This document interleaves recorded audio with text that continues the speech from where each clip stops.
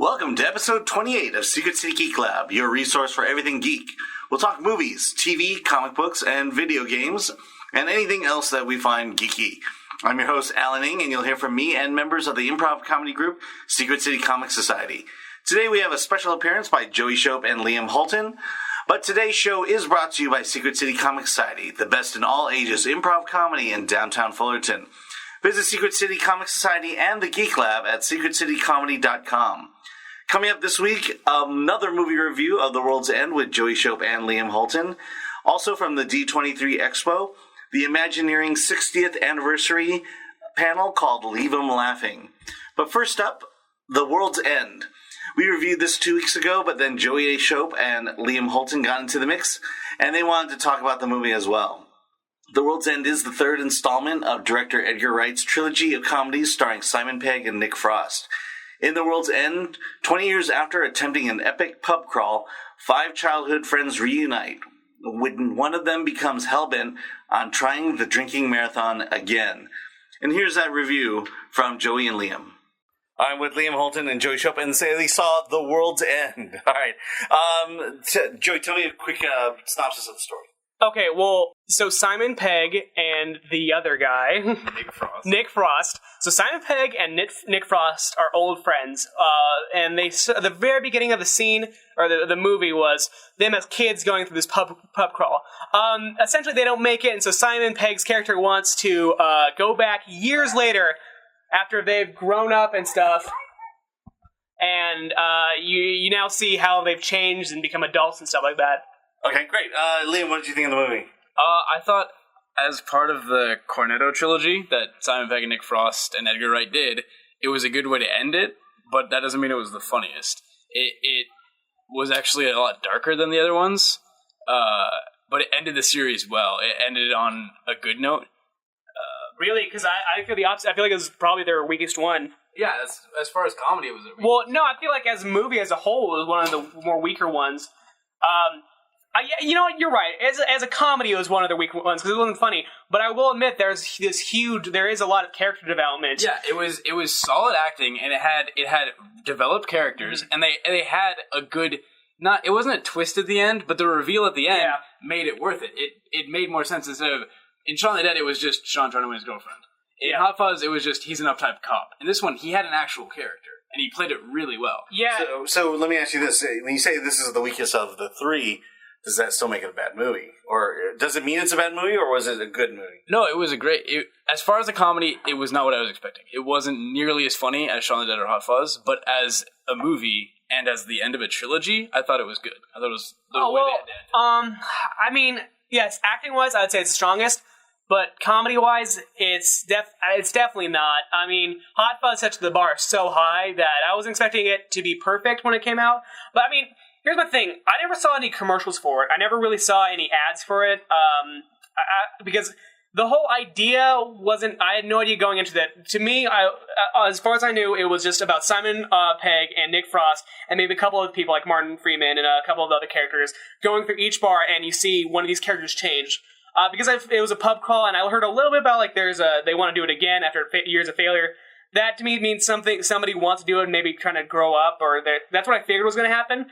But, I mean, if it's in the commercials, that's not really spoiling it. There's some sort of force or some kind of organization that is replacing people, and, like... It's an alien force. But I think to go into... It's a trilogy. To go into that movie expecting just a pub crawl from a zombie film and a Bad Boys remake, essentially, to just expect them to just do a pub crawl would... Even without seeing the trailer, it doesn't make sense. It's obviously going to be some form of parody. Shaun the Dead was Day of the Dead. Hot Fuzz was Bad Boys. I understand that. I didn't really consider those to be parody movies. They were just... Don't get me wrong. They just, especially in, like, zombie movies, there's archetypes, and I figured that. And they were really parody. I feel like they had their own unique spin on the zombie movie. And I feel like they had their own unique spin on a buddy cop movie. I mean, The World's End is a good acting movie, but as someone who saw no trailers and only knows that they've done 2 funny movies beforehand... I thought I was going to come in there and laugh, decent amount through it. And you did? No, I mean, there are, of course, some parts where I laughed out loud. There's some parts where I giggled a little bit to myself. But besides that, it was really not Hot Fuzz is So the first. you didn't laugh out loud. Then what about the story itself? Story, it's one of those things where you're like, it's like an alien force taking over stuff. So really, I'm not expecting this really fleshed out story, but in reality, it's actually pretty fleshed out character wise. Mm-hmm. You see a character, you see Simon Pegg's characters change. You see Nick Frost's character change a little bit, going from this really high, status to kind of like breaking down to become a little bit more human. So you're saying, so it sounds like you're saying it's a good story, just not funny. Yeah, the way I see it is, I'm not upset that I saw this movie, but I'm comfortable never seeing it again. All right. How'd you feel about story and humor?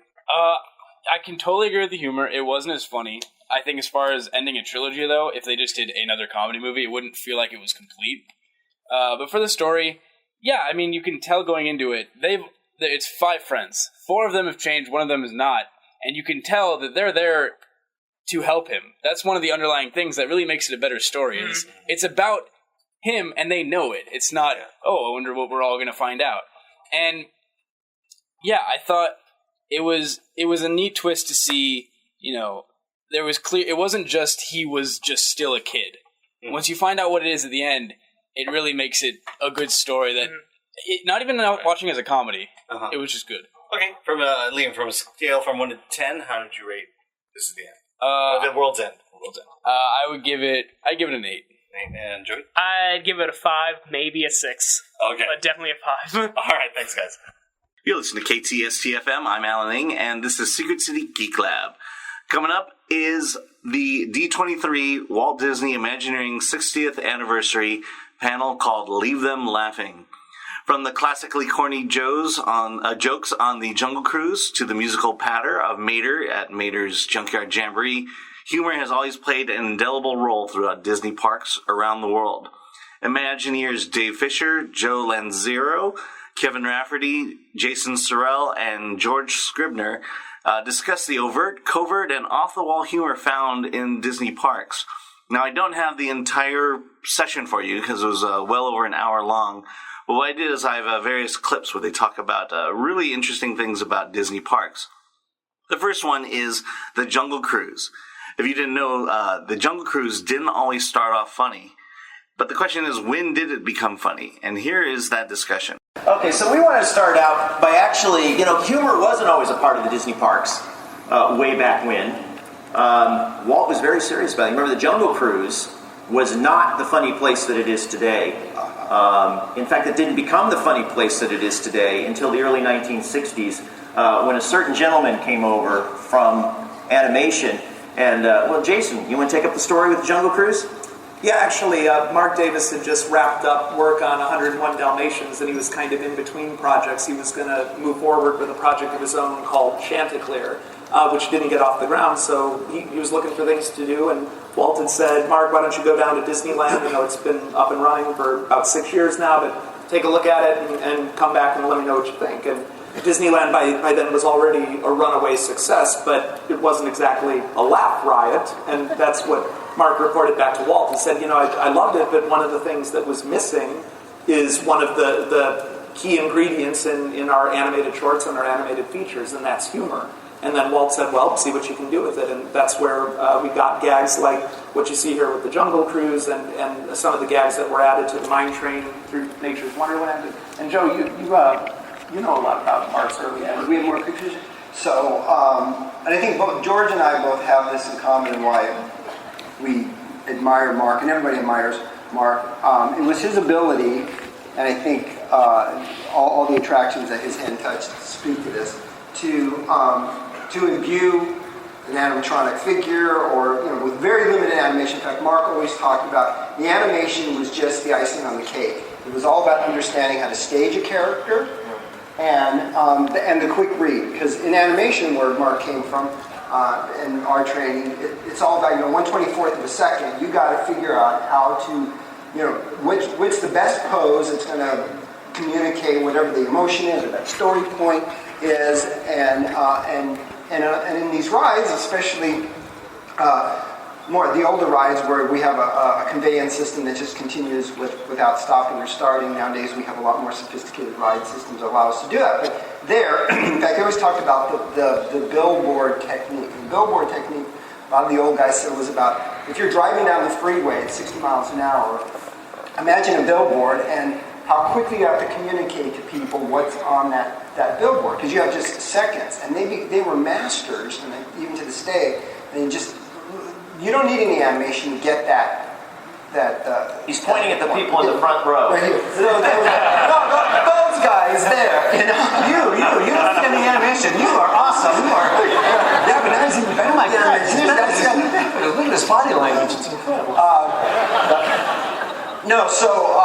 I think with Mark and some of the other filmmakers, animators who came from that medium, learned was the ability to communicate things quickly. And in Mark's case, how to really find that funny moment. And it came out of years and years of having done shorts and animated projects where that was, you were putting up storyboards. Here was a gag that I had come up with where Donald was on top of Mount Vesuvius, and Vesuvius goes off and burns him with a hot dog in his hand.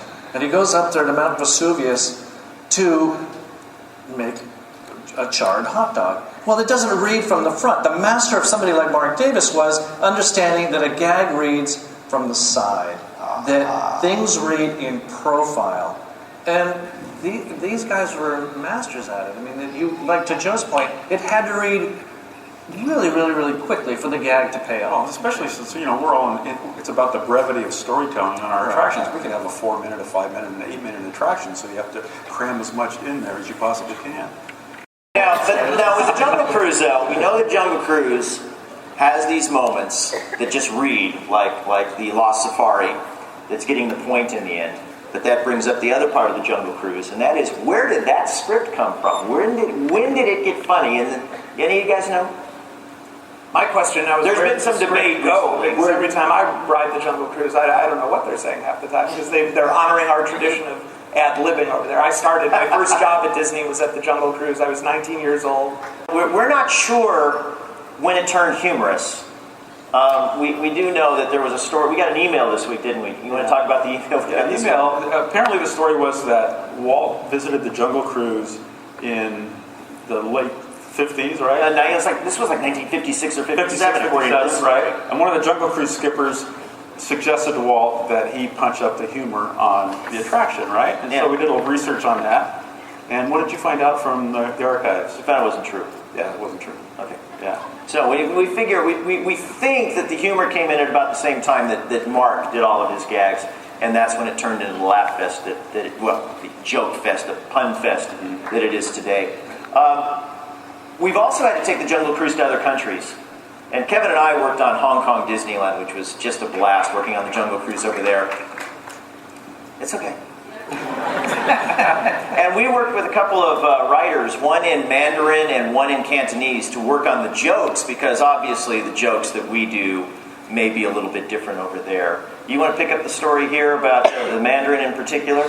Well, I just wanted to say that you can't, over in Hong Kong, you can't say it's okay to take the elephant's picture because he has his trunks on. It doesn't make any sense. Trunks, the pun doesn't work. Yeah, so we had to, work in a variety of languages, a variety of quick read sight gags and things like that.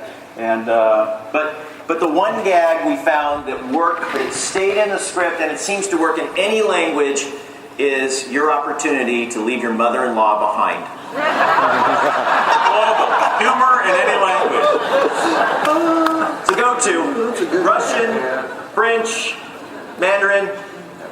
We love those mother-in-laws. This is KTSTFM. I'm Alan, and this is Secret City Geek Lab. Continuing on with the Leave 'em Laughing panel from the Imagineering 60th anniversary. The Imagineers talked about the 80s and 90s, where celebrity appearances were really important to Disney at that time, and how they were able to recruit various celebrities to be a part of these attractions.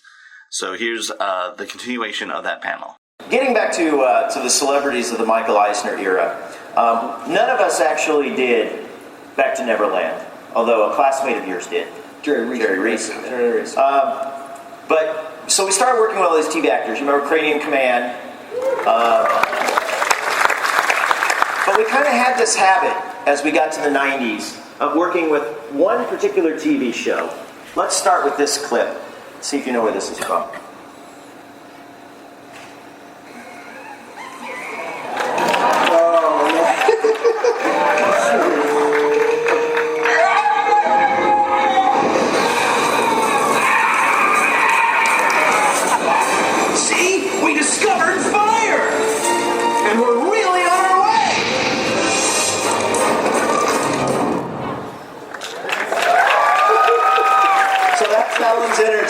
picture, and that, of course, is Michael Richards, who played Kramer.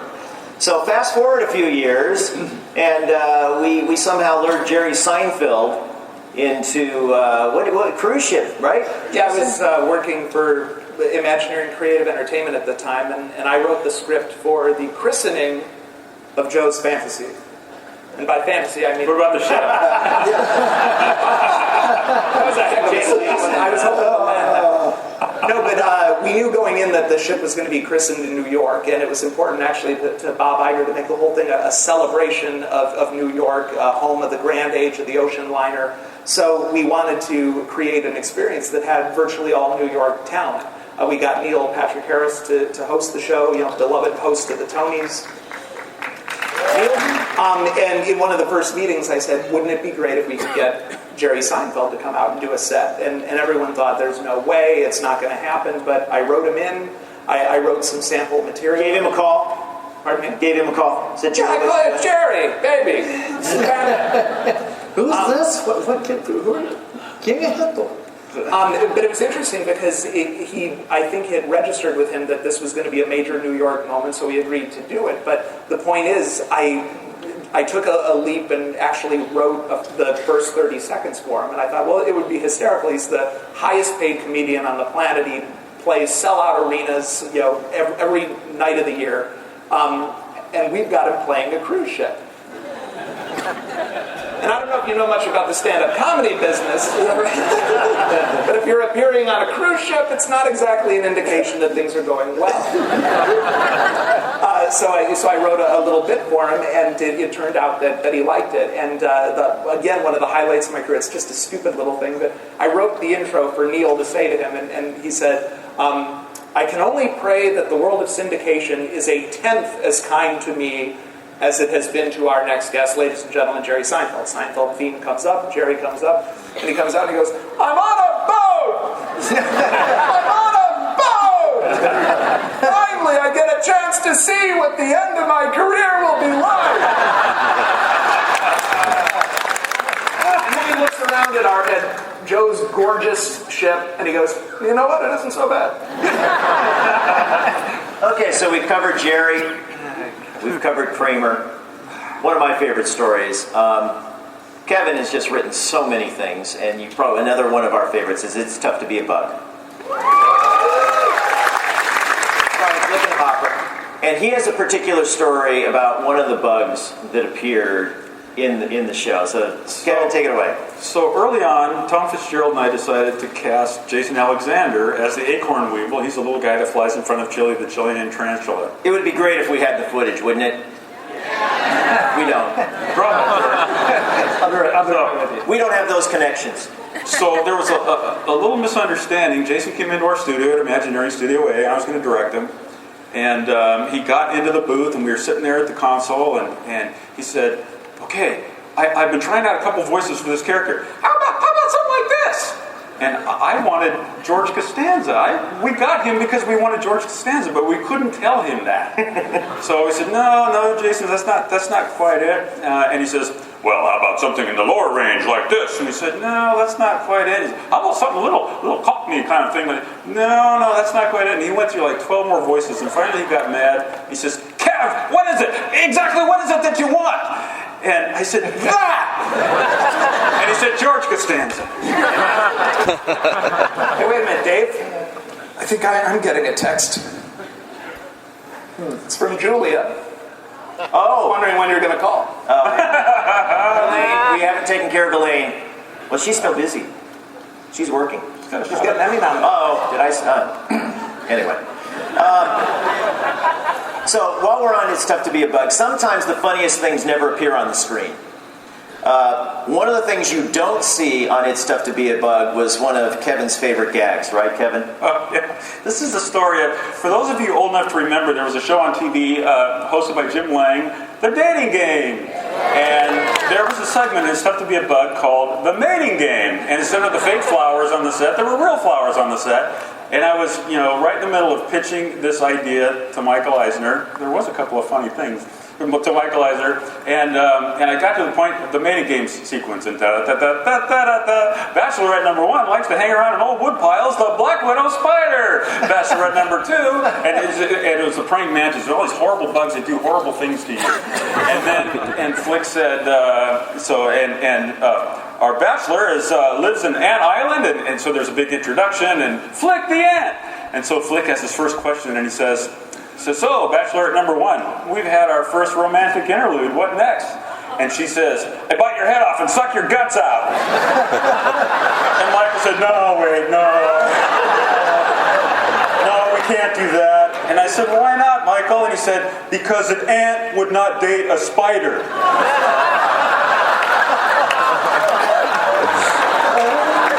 Talking animals. Of course. Exactly. I love how he zeroed in on that particular point. That's just absurd. I'm amazing I didn't get that note during making Oliver and Company. A dog can't talk to a cat. Had they directed it, had you? I'd signed this in, we'd be on the sequel, the fourth version. A dog can talk to a giraffe. My theory is, and I don't know if the rest of my panel agrees here, but logic has killed more great gags. Whenever I hear logic in a meeting, I get a rash. RoboCop is a remake of the classic movie RoboCop. It's 2028 in Detroit. Cop Alex Murphy is critically injured in the line of duty. The corporation Omnicore sees their chance to create a part man, part robot police officer. RoboCop stars Joel Kinnaman as Murphy. It also stars Gary Oldman, Michael Keaton, Jay Baruchel, Samuel L. Jackson, Jackie Earle Haley, and Miguel Ferrer, who was actually in the first RoboCop. RoboCop comes to theaters on February 7th in 2014. A couple other items in geek news. Thor: The Dark World, that is coming out on November 8th. And if you go over to Secret City Geek Lab, you'll be able to see new posters featuring Malekith, the villain in Thor: The Dark World, and also a lovely poster of Jane and Thor. Just go over to secretcitycomedy.com/geeklab and you can check out those new posters. Saving Mr. Banks. It's the story of Walt Disney's pursuit to make the movie Mary Poppins, and that's going to open later in December around Christmas time, but it is going to open the AFI Film Fest in November as well. All right, and then finally in geek news, the Xbox One is coming and it debuts November 22nd. It'll hit stores at that time and it's going to cost $499. That's $500. Compare that to the PS4, which is going to be $399, and it's going to debut a week before that, so that's November 15th. So the console war is on. So that is Secret City Geek Lab. This is episode 27, or 28, and it's brought to you by Secret City Comic Society, Fullerton's best all-ages improv comedy. Come back next week for more news and updates in the world of geekdom and nerdity. A big thank you to Liam Holton and Joey Shope, and visit us online for daily geek news and reviews of comic books, TVs, and movies at secretcitycomedy.com/geeklab. Until then, have a geek week.